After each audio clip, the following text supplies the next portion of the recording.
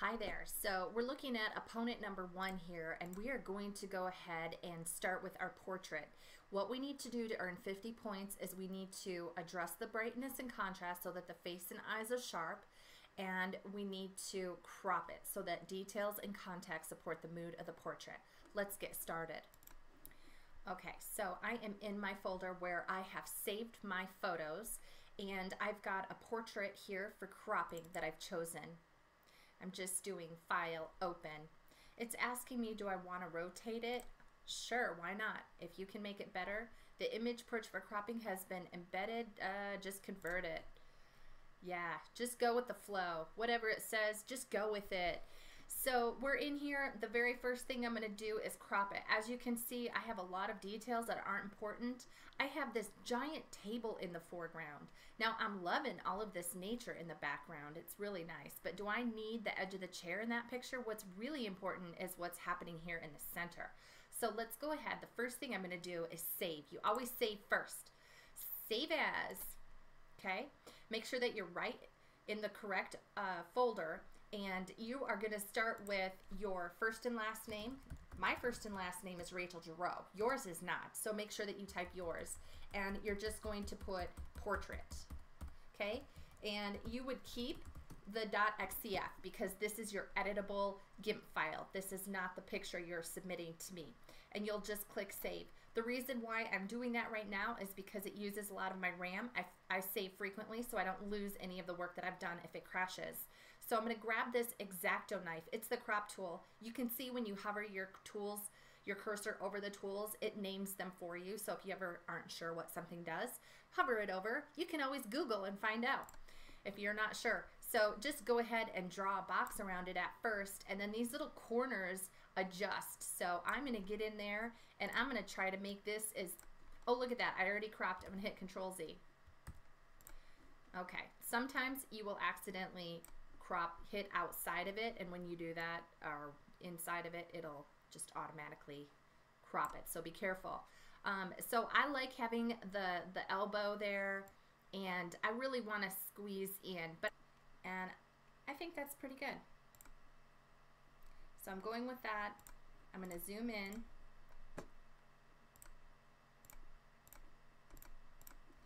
Taking a look at that. Okay, so the next thing I want you to do after you crop it and you make it so that the only thing that's important is the subject, and it truly is. So go to Colors, Brightness and Contrast. Okay?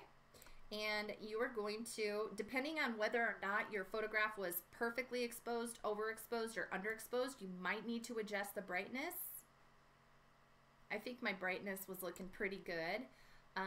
And the other thing that you will want to do is adjust the contrast. And when you do that, you'll notice that the blacks get blacker and the highlights get lighter. So what contrast does is it increases the contrast between light and dark, and it really makes things pop. And that was the reason why I wanted you all to get in there and do that, because there's a huge difference between this photo right here, and I can click on this preview and see what it was before. Look at how dull it looks in comparison. Increase my brightness, and it's a dance between the two. There's a little dance happening.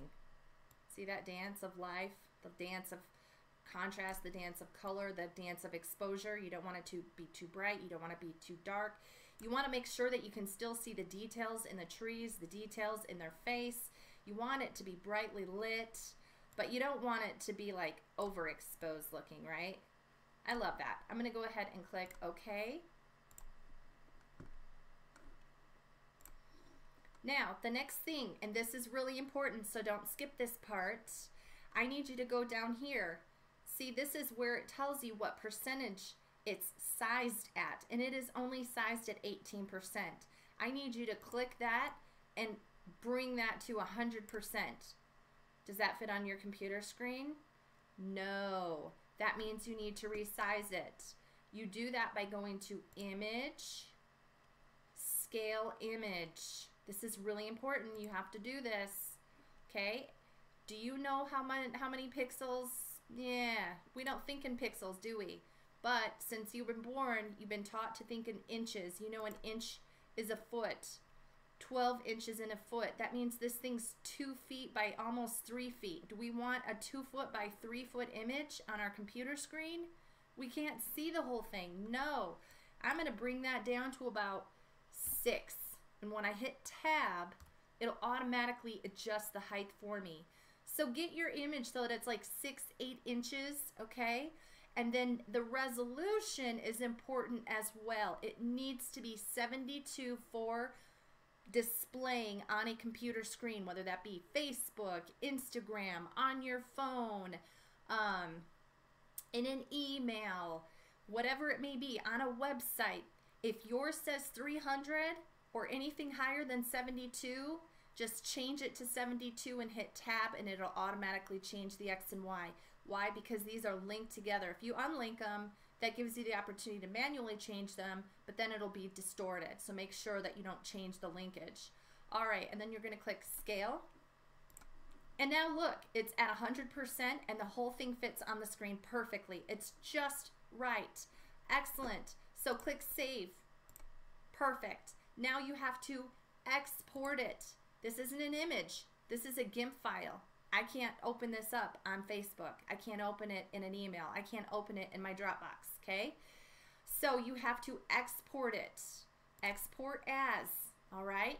Same thing, Rachel Girot portrait. If this does not say .jpg, then change it. If it has a PNG, just backspace 3 times and put JPG. Or you can go down where it says select file type by extension and click the little plus, and it will let you go alphabetically through the list until you come to JPEG image. When you click on that, it will automatically update the extension for you. Then click, oh, don't click it yet. It's important that you're following my directions. I haven't told you to hit export yet. Okay, you need to move this over so that you can see your image, and then click export, because another little dialog box is going to come up and I need you to be able to see your image. Okay, follow those directions. Otherwise, if you go back and click on this big box behind there, this one disappears and you're like, ah, where'd it go?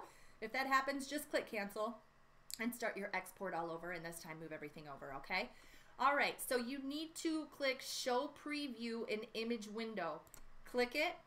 Whoa, look how small my file is. It's 130 kilobytes. I want you to have yours under 500, but as big and as close as you can get to 500. So I'm going to increase my quality to 100%. How big does that take me? It takes me to 321 kilobytes. Perfect. Perfect. So increase that quality to 100% if you can. Awesome. It's not over 500 kilobytes. It's just right. Click export. Beautiful. You are done.